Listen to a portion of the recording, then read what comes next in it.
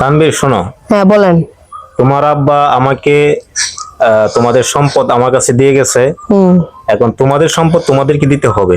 তবে তোমার আব্বু এটা বলে গিয়েছে যে তোমরা যখন উপযুক্ত হইবা তখন তোমাদেরকে দেওয়ার জন্য। আর এটাও বলেছে যে যোগ্য হবে। হ্যাঁ। তোমরা তো দুই ভাই, ঠিক জি। না? তোমরা দুই ভাইয়ের মধ্যে যেই ভাই যোগ্য ব্যক্তি হবে তাকে সম্পদটা দেওয়ার জন্য। এখন কে যোগ্য কে অযোগ্য সেটার জন্য আমি একটা পরীক্ষা দেব। কি পরীক্ষা? সেই পরীক্ষায় যদি যে পাশ করতে পারবে এই সম্পত্তির মালিক সেই হবে। ইনশাআল্লাহ। এখন পরীক্ষাটা হলো, তোমরা কি জানতে চাও? বলেন।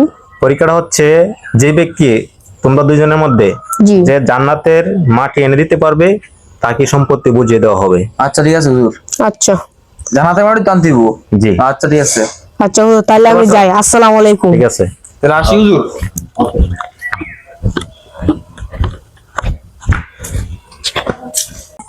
আরে জানাতে মাটি আমি কোথায় পাবো? মাটি কি দুনিয়াতে পাওয়া যায় জানাতে মাটি? এখন আমি তো কোনোদিন নামাজ কালাম পড়িনি, ইসলাম সম্পর্কে কিছু জানিও না, সম্পত্তিটা মনে হয় আমি আর পাবো না। সেট